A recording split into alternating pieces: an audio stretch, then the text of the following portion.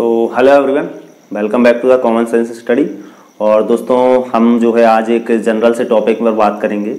तो हम लोगों को कई बार ये लगता है कि जो है हम लोग किसी एग्जामिनेशन में बैठते हैं तो हम लोग जो है पास होंगे या नहीं होंगे, या कई ऐसी चीज़ें होती हैं जब हम लोग जो है एग्ज़ाम के फेलियर से डरते हैं। कई बार तो हम लोग जो है एग्ज़ाम का फॉर्म भी नहीं भरते हैं, क्योंकि हम लोग को जो है ये लगता है कि हम लोग जो है उस एग्ज़ाम में फेल हो जाएंगे, इसलिए हम लोग जो है उसका फॉर्म नहीं भरते हैं। या ऐसी कई चीज़ें होती हैं जिसके कारण जो है हम लोग उन चीज़ों की ओर नहीं जाते हैं। तो ये सारी चीज़ें होती हैं, और जब भी हम लोग ऐसा सोचते हैं तो मुझे लगता है कि एग्ज़ाम ना देने से जो है हम लोग ऐसा सोचते हैं तभी हम लोग जो है फेल हो जाते हैं। तो एग्ज़ाम का ना देना एक बहुत ही बैड पॉइंट है। तो ये सारी चीज़ें जो हैं ऐसी होना नहीं चाहिए, लेकिन आप लोग की जो है बहुत सारी वीक पॉइंट होते हैं, और मेरे भी वीक पॉइंट थे, लेकिन मैं जो है एग्जामिनेशन दिया और कई एग्जामिनेशन को दे चुका हूँ। तो आप लोग जो है वैरायटी ऑफ एग्जाम दे सकते हैं। एग्जाम देने से क्या होता है, आपका जो है कॉन्फिडेंस लेवल बढ़ता है। बार बार आपको जो है एग्जामिनेशन सेंटर में जाते हैं तो आप लोग जो है वैरायटी ऑफ लोगों से मिलते हैं, तो आपको जो है प्रैक्टिस होती है। शायद आप लोग जो है एक बार जहाँ पर टाइमर चलता है तो आप लोग जो है एग्जाम में बैठते हैं तो आप लोगों को वो फील मिलता है कि आप लोग जो है कंपटीशन के एग्जाम में बैठते समय जब आप लोगों को कई बार ऐसी चीज़ों का सामना करना पड़ता है जो आपने शायद नॉर्मल एग्जाम में बैठ के नहीं किया होगा। जैसे आप लोग जो है 11th 12th या फर्स्ट टू टेंथ क्लास तक जब आप लोग एग्जाम देते थे तो वहाँ पर जो है आप लोगों को कुछ ऐसी चीज़ों का जो है सामना नहीं किया है जहाँ पर कोई टाइमर हो या 1 घंटे में आपको जो है 100 क्वेश्चन करने पड़े। तो कंपटीशन एग्जाम में जनरली ऐसा होता है कि आप लोगों को मे बी 3 घंटे मिले, उसमें 60 क्वेश्चन करना पड़े। तो क्वेश्चन का लेवल आप लोग समझ सकते हैं कितना हाई होगा। अगर 3 घंटे में आपको 60 क्वेश्चन करना है तो क्वेश्चन का लेवल काफ़ी हाई होगा, और अगर आपको 1 घंटे में 100 क्वेश्चन करना है तो आप लोगों को स्मार्ट वर्क करने की जरूरत है, क्योंकि 60 मिनट में आपको 100 क्वेश्चन करने हैं। और मे भी हो सकता है अगर 60 मिनट में 100 करने हैं तो क्वेश्चन का लेवल थोड़ा लो होगा, लेकिन हो सकता है कि आप लोगों को वहां पर भी जो है एक अच्छी परफॉर्मेंस देने की जरूरत पड़े। तो बहुत सारी ऐसी चीजें होती हैं जहां पर जो है हम लोग एक्सपेक्ट नहीं करते हैं, और जो भी एग्जामिनेशन बनाए जाते हैं वो जो है स्टूडेंट के पॉइंट ऑफ व्यू से ही बनाए जाते हैं। और वेरियस टाइप्स ऑफ क्वेश्चन होते हैं जहां पर जो है हम लोगों को कई चीज़ों में प्रॉब्लम जाती है। कई ऐसे क्वेश्चन आते हैं जो आपको फंसा देते हैं। तो आप लोगों को जो है स्मार्ट वे में किसी भी कंपटीशन एग्जाम को जो है, क्योंकि मेरा जो कंपटीशन एग्जाम को लेकर, क्योंकि ज़्यादा कॉम्पिटिटिव एग्जाम मैंने नहीं दिए हैं, तो जितना मैंने दिया है उसके हिसाब से मैं आप लोगों को बता रहा हूँ जो मेरा एक्सपीरियंस रहा है। कंपटीशन एग्जाम में आप लोग जो है बहुत ही गुड प्रिपरेशन करके जाना पड़ता है, और आप लोगों को जो है वहाँ पर कम टाइम में एक अच्छा बेटर रिजल्ट लेके आना होता है। बहुत सारी चीज़ें ऐसी होती हैं जो आप लोगों से नहीं बनती हैं, बहुत सारी चीज़ें ऐसी होती हैं जो आप लोगों से बनती हैं। तो मैं आपको रिकमेंड करूंगा कि आप लोग ऐसी चीज़ों को पहले फोकस करें जो आप लोगों से आती हैं। आप लोग उन चीज़ों को, जैसे ऐसे क्वेश्चन भी आते हैं, मान लीजिए आपने 10 क्वेश्चन किए, 11वां क्वेश्चन जो है आप लोगों से नहीं बना या 12वां क्वेश्चन नहीं बना, तो आप लोग जो है उस क्वेश्चन के पीछे जो है पढ़ने के बजाय आप लोग अगला क्वेश्चन करिए। तो ऐसे जो है कंपटीशन एग्जाम को दिया जाता है। आप लोग एक ही क्वेश्चन के पीछे अगर पड़ गए कि आप लोगों को जो है इसको 100% सॉल्व ही करना है, तो वहां पर आप लोग जो है फेल हो जाएंगे। आप लोगों को जो है फेलियर का सामना करना पड़ेगा। और एग्जाम जो है कंपटीशन का स्मार्टनेस तरीके से दिया जाता है, ना कि आप लोगों को जो है कि अब आपको आउट ऑफ आउट मार्क्स करने हैं। तो ऐसा नहीं होता है, क्योंकि नॉर्मलाइजेशन का प्रोसेस है। अगर 200 मार्क्स का पेपर होता है तो उससे भी ज़्यादा नंबर आते हैं, 200 से भी ज़्यादा लोगों के नंबर आते हैं। तो ये नॉर्मलाइजेशन की वजह से पॉसिबल हुआ है।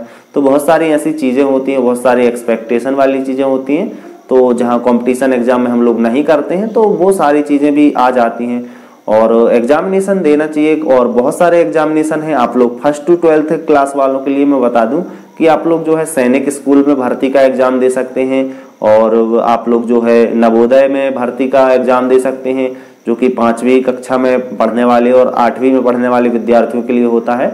और मुझे लगता है कि सैनिक स्कूल बहुत ही अच्छा ऑप्शन होता है। सैनिक स्कूल में भी भर्ती के लिए काफ़ी अच्छे जो है ऑप्शंस हमारे लिए होते हैं, क्योंकि इतना आसान नहीं होता है, एक प्रिपरेशन करनी पड़ती है। उसके बाद जो है हम लोगों को सैनिक स्कूल में जाने का मौका मिलता है, और हमारे हमारे जो छोटे बच्चे होते हैं या आपके अराउंड के जो बच्चे होते हैं, तो उनको भी एक आइडिया लगता है कि क्या कंपटीशन एग्जाम होता है। अगर आपके बच्चे जो है शुरू से जो है इन सब चीज़ों की ओर रुझान रखेंगे, क्योंकि हम हम लोगों को ये पता भी नहीं चल पाता, क्योंकि जैसे मैं अपने आप को अगर कहीं रखता हूँ तो मैं ये पाता हूँ कि जब मैं फर्स्ट टू 12th पढ़ा तो मेरे को एक भी चीज़ों का पता नहीं था कि नवोदय का एग्जाम क्या होता है, सैनिक स्कूल में भर्ती का एग्जाम क्या होता है, IIT JEE का एग्जाम क्या होता है, नीट क्या होती है। तो फर्स्ट टू 12th निकल गया, कुछ पता नहीं चला। तो ऐसी सारी चीज़ें ना हो आपके साथ, क्योंकि इंटरनेट का दौर है।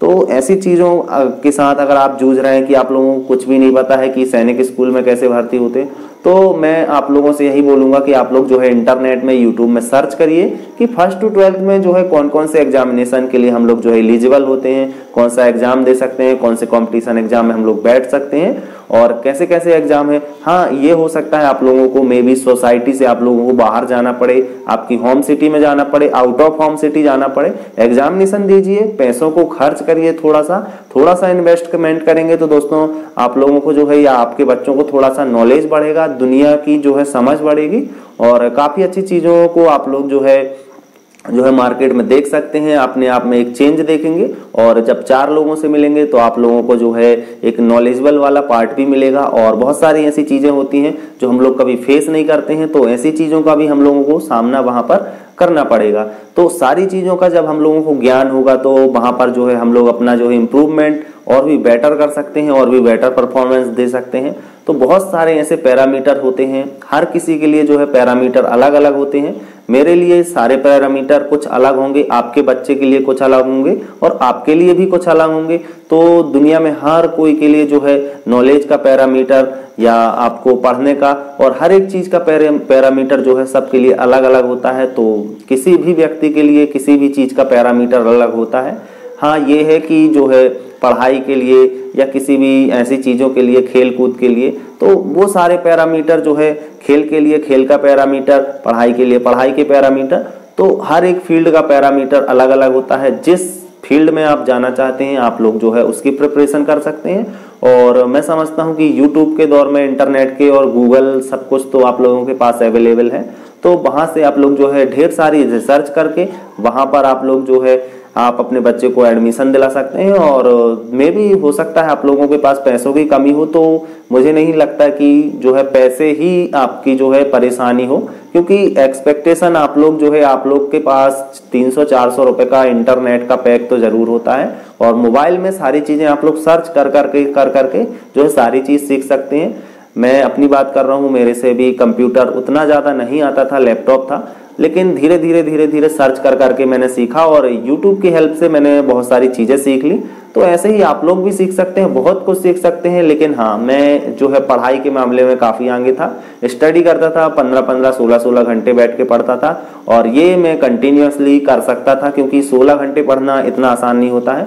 तो ये सारी चीज़ें मेरे साथ थी। मैं टेक्नोलॉजी वाइज उतना अच्छा नहीं था, लेकिन अभी जैसे जैसे ऑनलाइन दुनिया होती जा रही है तो ऐसे ही मैं अपनी सारी चीज़ों को जो है ऑनलाइन लोगों की तरफ ट्रांसफ़र करने की कोशिश करता हूँ। क्योंकि जब लोग जो मेरी चीज़ों को सुनेंगे और जो मैं फेस कर चुका हूँ उन चीज़ों को, अगर लोगों के पास वो सारी समस्याएं ऑलरेडी जा चुकी होंगी तो वो उनको जो है सॉल्व करते हुए चलेंगे, तो मे भी ज़्यादा बेटर चांस होगा आपके लिए और सभी के लिए चांस होगा कि आप लोग जो है उन समस्याओं की तरफ ना जाएं। तो आई होप दोस्तों वीडियो आप लोगों को समझ आया होगा, काफ़ी अच्छी चीज़ें यहाँ से मैं निकाल के लाया था और ऐसे ही जनरल टॉपिक था, ऐसे ही जनरल बात करनी थी आप लोगों से। तो काफ़ी सारी चीज़ें बात बता चुका हूँ आप लोगों को, जो मेरी लाइफ में जो मेरा एक्सपीरियंस रहा है, और भी सारे एक्सपीरियंस हैं तो आप लोगों को ऐसे ही बताता रहूँगा। तो ओके फ्रेंड्स, कैसा लगा आप लोगों को ये वीडियो आप लोग बताइएगा कमेंट बॉक्स में कमेंट करके। तो मिलते हैं हम लोग नेक्स्ट वीडियो में। तो okay friends, thanks for watching, love you all guys, जय हिंद, वंदे मातरम।